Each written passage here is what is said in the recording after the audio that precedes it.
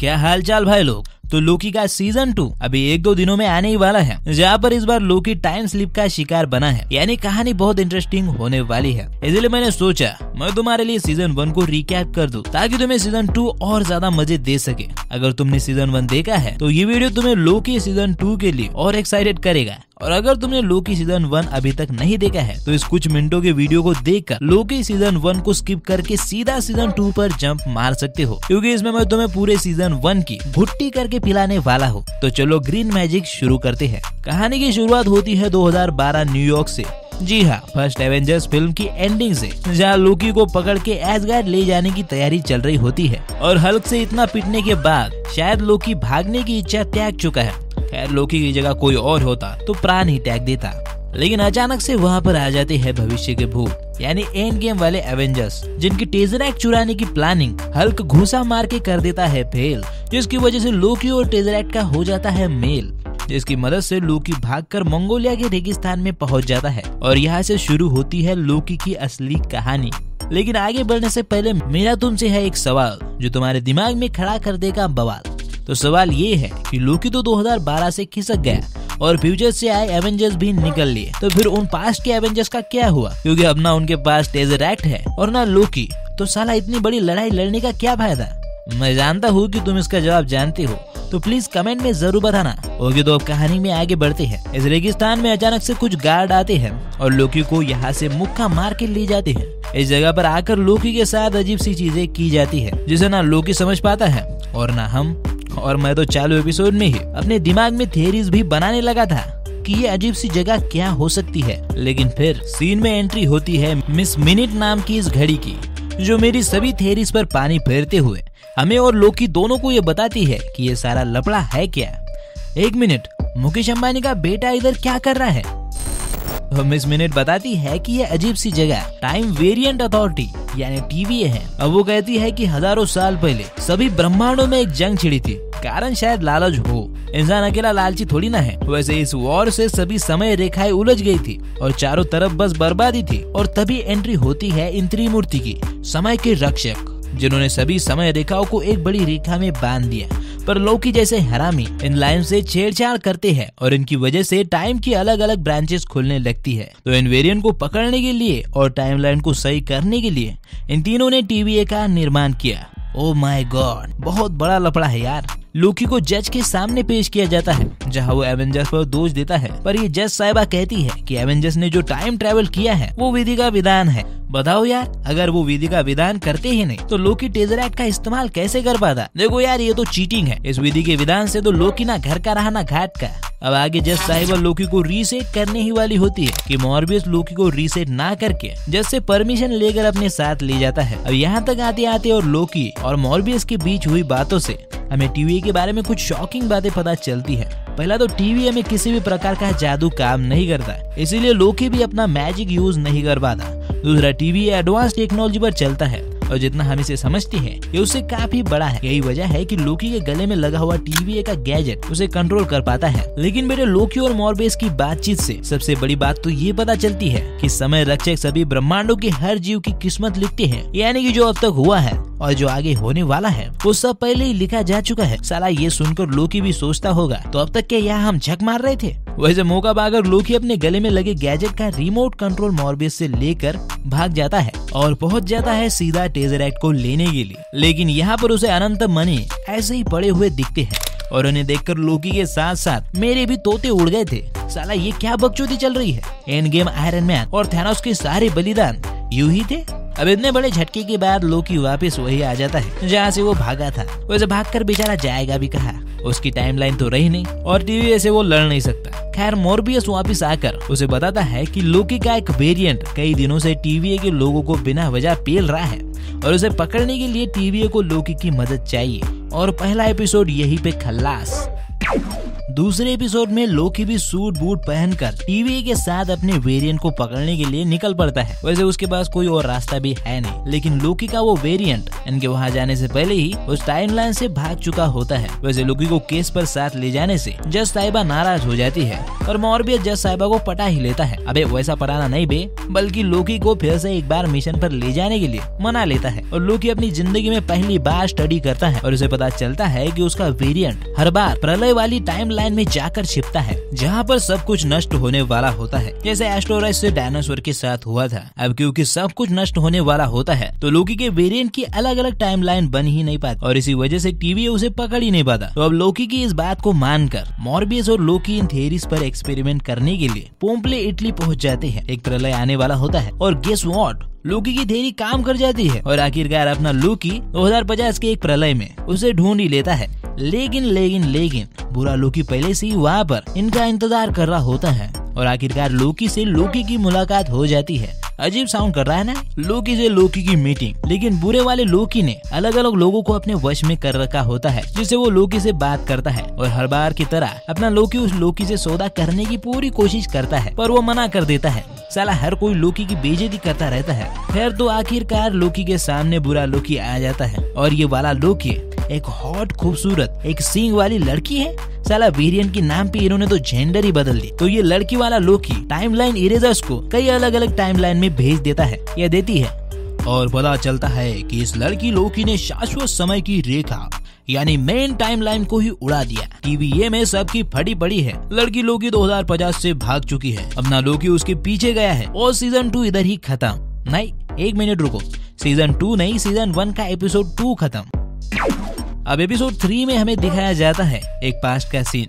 ना इतना पीछे जाने की जरूरत नहीं है। बस 2050 में लोकी और टीवीए के आने से पहले ये लड़की लोकी इस टीवीए की गार्ड से समय रक्षकों के बारे में सब पता कर लेती है। पता नहीं आगे क्या करने वाली है। तो अब वो पहुंच जाती है सीधा टीवीए और बिजली समय रक्षकों से मिलने या फिर उन्हें मारने। और लोकी भी उसके पीछे वहाँ पहुँच जाता है। दोनों में भिड़ंत होती है और बात आगे बढ़ ही रही होती है कि बीच में जज साहिबा आ जाती है और डर के मारे लोकी इस गैजेट की हेल्प से लेमेंटियस 1 2077 में पहुंच जाता है और बदकिस्मती से इस गैजेट की बैटरी डाउन हो जाती है। साला इतनी एडवांस टेक्नोलॉजी में भी ये बैटरी डाउन की समस्या चल ही रही है, तो इतना एडवांस होने का क्या फायदा। खैर तो ये जगह कुछ ही देर में खत्म होने वाली है और दोनों लोकी इधर फंस गए हैं। तो अब ये दोनों यानी लोकी और सिल्वी, हाँ इस लड़की का नाम लोकी नहीं सिल्वी है, मतलब ये लोकी की वेरिएंट है लेकिन इसने अपना नाम सिल्वी रखा है और वो लोकी से अलग भी है क्योंकि जेंडर अलग है ना भाई। तो अब लोकी और सिल्वी बैटरी चार्ज करने के लिए बिजली ढूंढने निकल पड़ती है। बिजली तो ठीक है पर इसका चार्जर किधर है। तो ये ढूंढते ढूंढते एक ऐसी ट्रेन में पहुंच जाते हैं जहाँ पर महंगी टिकटों से इन आपस से बचने का दावा किया जा रहा होता है। सारा दुनिया खत्म होने वाली है पर बिजनेसमैन अभी भी बिजनेस कर रहे हैं। बड़े हरामी हो यार। खैर तो ये दोनों लोकी या फिर सिल्वी और लोकी ट्रेन में बैठकर प्यार भरी बातें करते हैं और लोकी को चढ़ जाती है। इससे पहली बार हमें लोकी को बिना होश के देखने का मौका मिलता है, लेकिन उसके बकचोदी से गार्ड्स को पता चल जाता है और थोड़ी लड़ाई के बाद गार्ड्स लोकी को बाहर फेंक देते हैं दोनों को और टेम्पर टूट जाता है, यानी अब मरना लगभग तय है। लेकिन लोकी ये सजेशन देता है कि जिस आर्क से बिजनेसमैन और कुछ अमीर लोग इस ग्रह को छोड़ने वाले हैं, हम उसे चुरा कर बच सकते हैं और वो फिर से निकल पड़ती है। बीच में सिल्वी लोकी को बताती है कि टीवीए में काम करने वाले सभी वेरिएंट्स है, पर मजे की बात तो ये है कि टीवीए में ये बात किसी को भी पता नहीं है। सबको यही लगता है कि उन्हें समय रक्षकों ने बनाया है। साला अच्छा उल्लू बनाया। खैर तो लोकी और सिल्वी बड़ी मेहनत करके अपनी आखिरी उम्मीद आर्क तक पहुँचती है, लेकिन अंदर जाने से पहले ही एक उल्का पिंड आकर आर्क ही मिटा देती है, यानी कि अब लोकी की आखिरी उम्मीद भी खत्म और उसके साथ एपिसोड 3 भी। चौथे एपिसोड की शुरुआत में हमें सिल्वी का पास्ट दिखाया जाता है, जहाँ बचपन में टीवीए उसे एसगार्ड से उठा ले आता है और उसकी टाइमलाइन को रीसेट किया जाता है। और हाँ, उस समय पर हमारी ये कमसीन जज टीवीए की एक गार्ड थी सोल्जर, पर जज के सामने पेश करने से पहले ही सिल्वी जज साहिबा का टेम्पर चुरा के टाइमलाइन में भाग जाती है और तब से लेकर आज तक सिल्वी भाग ही रही है। खैर तो अब प्रेजेंट में वापिस आती है, जहाँ पर ये जगह लगभग बर्बाद होने वाली है कि लोकिस को एक दूसरे से प्यार हो जाता है। काश मेरी भी ऐसी ही एक हॉट वेरिएंट होती तो मजा आ जाता है। वैसे इनकी इस फीलिंग से एक नई ब्रांच पैदा हो जाती है और टीवीए इनको ढूंढकर बंदी बना लेता है। वापिस आने के बाद मॉर्बियस को लोकी बताता है कि टीवीए में जो भी काम करते हैं वो सब वेरिएंट्स हैं जिनकी याददाश्त मिटा दी गई है, पर मॉर्बियस उसकी बात नहीं सुनता। पर सच जानने की खुजली तो उसे होती ही है, तो वो जज साहिबा के टेम्पैड को अपने टेम्पैड से बदल देता है। इधर B-15 भी सिल्वी को एक टाइमलाइन में ले जाती है और सिल्वी B-15 को उसकी असली जिंदगी दिखाती है। इधर जज साहिबा के टेम्पैड से मॉर्बियस को भी पता चल जाता है कि पीटर पार्कर ही स्पाइडरमैन है। मेरा मतलब है कि वो सब वेरिएंट है और टीवीए ने उनको मामू बनाया है। पर तभी जज साहिबा को सब पता चल जाता है और मॉर्बियस का काम तमाम। अच्छा आदमी था यार। अब जज साहिबा लोकी और सिल्वी को बड़े जज यानी कि समय रक्षकों के पास ले जाती है। देखने में तो ये इतने हरामी नहीं लगती, वैसे अचानक से खेल में B-15 आ जाती है और इन दोनों के गले में लगे पट्टे खोल देती है। फाइट शुरू, दे मुक्का दे लात। और ये मैं क्या देख रहा हूँ, इतनी शक्तिशाली समय रक्षक बस तमाशा देख रहे हैं। लेकिन जब सिल्वी तलवार मार के एक समय रक्षक की गर्दन अलग करती है तो सारा मामला साफ हो जाता है, क्योंकि समय रक्षक भी नकली है।